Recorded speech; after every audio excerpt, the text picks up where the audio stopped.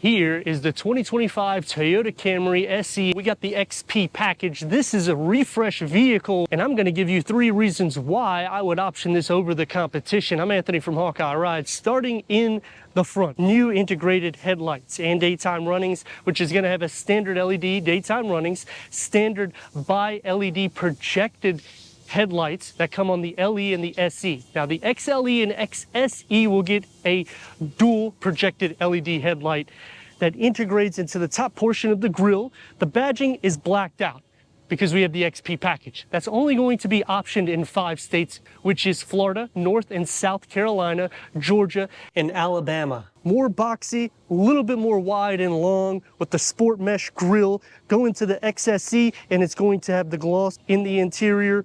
Accent lighting, that is also part of the XP package. Side splitters, that's on the SE and the XLE, so it's going to look more dynamic, even though we do not have a TRD, so no more V6, only hybrid options. And that takes me to the first reason why I would option this over the competition. You're getting great MPGs, only hybrid powertrain with a 2.5 liter 4-cylinder producing 225 horsepower. Now that is up from the prior generation for the front wheel drive.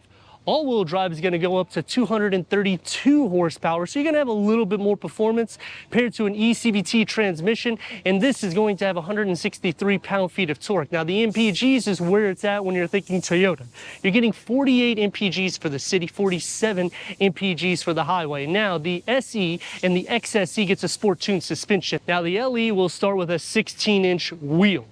When you go into the SE, that's going to go into an 18-inch wheel as well as the XLE. The XSE will get a 19-inch wheel. We have the XP package, so we got these 19-inch wheels, which I've done a review on this particular color with these wheels before, and I think it just pops. It looks the most sporty in class, and you're going to get a ton of savings. In each tier, you can option features. Starting with the LE and the SE, you can get a moonroof.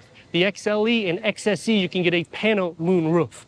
LED integrated turn signals, XP badging, the lower skirt flares out, so it's keeping a sporty style, but it's going to look a little bit more similar to the Crown, which I kind of like this a little bit better because the Crown's going to be a little bit more luxurious, where they still implement some fun when it comes to the Camry, and I get it. You're probably going to say, how are you going to have fun with a hybrid? Well, it's a Camry. And you got a sport-tuned suspension. The SE and the XSE will get a trunk lid spoiler. The Camry badging is going to be blacked out normally on the SE and the XSE, but the XSE will get a plate behind it. The XP package blacks out the badging, integrated LED tail lights, and a single exhaust that is going to have 2 exhaust finishers for the SE and the XSE with a diffuser, so it's going to look a little bit more sporty than the LE. Reverse parking camera and an option for a 360-degree reverse camera on the XLE and XSE. The only con that I have with the Camry is the increase of price. Once you start adding features, it does become one of the more expensive variants, although it still will be cheaper than the Honda Accord. But then when you're thinking about MPGs, Hyundai is actually going to have better highway MPGs than this. And when you're considering we just went through a refresh, I wish Toyota would have took an extra step forward so they would have beat the competition all around. Quick release, going into 15.1 cubic feet of storage. You get bag holders here on the front. I've lifted this up so that way you can see we have the spare tire kit, and underneath, for all those fans of a spare tire, you get one with the Camry. Split fold the rear bench, pulling these levers. And because I'm tall, I'm gonna just go inside, flip it down. That's gonna maximize cargo to the new Camry.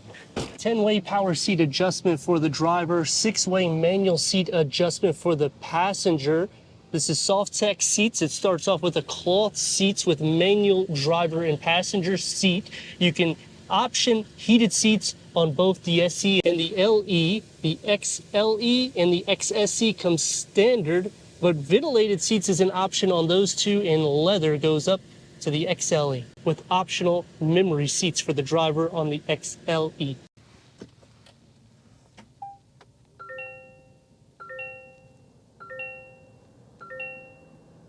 The new Camry is going to be sufficient with head and leg room. The SE and XSE gets the sport pedals. It's going to be a driver-focused setup but you'll still have plenty of room for the passenger side. I do like the sporty lines that contour into the air vents. And this trim, you can option the 12.3 infotainment screen. Otherwise, standard is this 8-inch, even when you go into the LE. Wireless Apple CarPlay, wireless Android Auto, Sirius XM AM, FM streaming, Bluetooth audio with 6 speakers standard, 9-speaker JBL, sound system, XLE and XSE. Putting into reverse, the trajectory expands out. Click here and you can change it so it has kind of that fisheye effect. Dual climate control settings is standard, and that's the number one thing that I like about the Camry. You're going to get a lot of standard amenities like the wireless charging pad as well, push button start, a total of 5 USB ports, and check out the key fob for the new Camry. Leather steering wheel, heated is an option, and it comes standard on the XLE. It's multi-function with the paddle shifts. The gauge cluster is a 7-inch TFT display that can go through an array of information in different settings. So you can go through Toyota Safety Sense 3.0, which is all new for this year, and you can see different messages, and you can option a 12.3 digital gauge reader on this trim. Heads-up display is an option on XSE. Optional auto-dimming rear view mirror, which we have, as well as an optional moonroof for the LE and SE. We do not have that option. When you go into the XLE and XSE, you can have an option panel moonroof. Going back, you have your driver mode select. So Eco, Normal, and Sport. It's going to be a little bit more sporty. Opens up into a long storage pocket with a 12-volt. Door panel and dashboard configured together, and I do like the pattern that brushes into the dash and door panel. One touch up and down for all the windows is standard. It's going to be a little bit more sporty with a long storage pocket. For the back seats, even though it's sporty, it still has a ton of room with storage beyond both of the front seats, air vents, USB ports, cup holders with armrests. And the door is going to have the same segment that is found in the front, except you're not getting that soft materials here. It's more of the everyday everywhere with a long beverage holder. Sliding into the center, the floor is not flat, but the rails are pushed up quite a bit. So feet space, it's a wide vehicle. Butt, leg, and shoulder space, the same thing. You're going to have a ton of it. As for knee space, I do have to scoot down a touch because the way the headliner is, it actually bulges downwards in the center. 225 horsepower, that's up 17 horsepower over the prior gen hybrid. Give her a go. It gets up to speed fine. All-wheel drive is going to get you 232 horsepower, which is giving us 24 horsepower more. Doesn't sound like a lot, but you don't really need a lot of motivation to move this vehicle. And the idea that Toyota is doing is for gas consumption purposes. That's why it's all hybrid powertrain. No talks of a TRD or a V6 yet, which I would like to see a GR or a TRD. That's really the biggest con that I can see or problem with this particular vehicle. But going into some pros is you're getting a lot of amenities, so it's a great bang for your buck, which takes me to the second reason why I would choose this over the competition.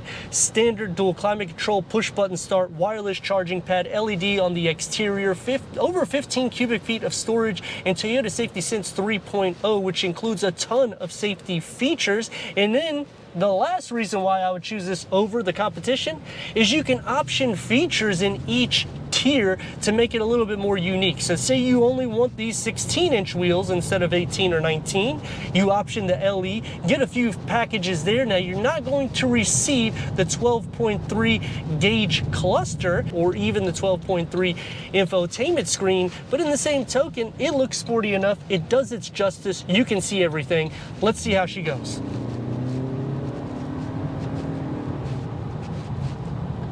It's still a fun vehicle to drive, and that's another point that I like about Toyota. Some cons is it's still somewhat tier based in order to unlock features like your upgraded sound system, like we were saying on the interior. You have to go up into the XLE or the XSE. Heads-up display is only going to be an option in the top tier, as well as a panel moonroof for the XLE and XSE and ventilated seats. It just makes it a little bit more expensive when you start having to option features plus make it tier base, but it's still going to be inexpensive compared to the Honda Accord. And other competition like Hyundai, they have stepped up their game quite a bit. They actually get better MPGs for the highway, which, like I was saying on the exterior, even though it's something that I like about the vehicle, they really should have went that extra step just to make sure that they're better than everybody in class, because in the interior, spec-wise, they did a great job. Exterior, they kept a sporty design as well, plus you can option different wheel designs, so if you are considering getting a different trim,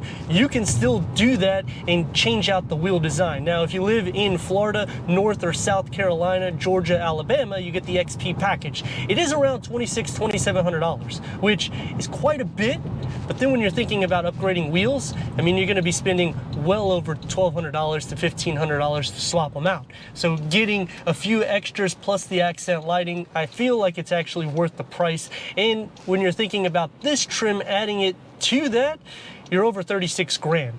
Now you may want to consider the XSE, so you can already option the wheels and maybe work a deal to swap them out. Let me know what you think about my reasons why I would choose this over the competition. And if you're new to the channel, consider subscribing. Check out the next video, merchandise, website, and Instagram. Leave a comment and a like, and I'd like to thank Gettle Stadium Toyota for giving us this 2025 Toyota Camry SE for our car review.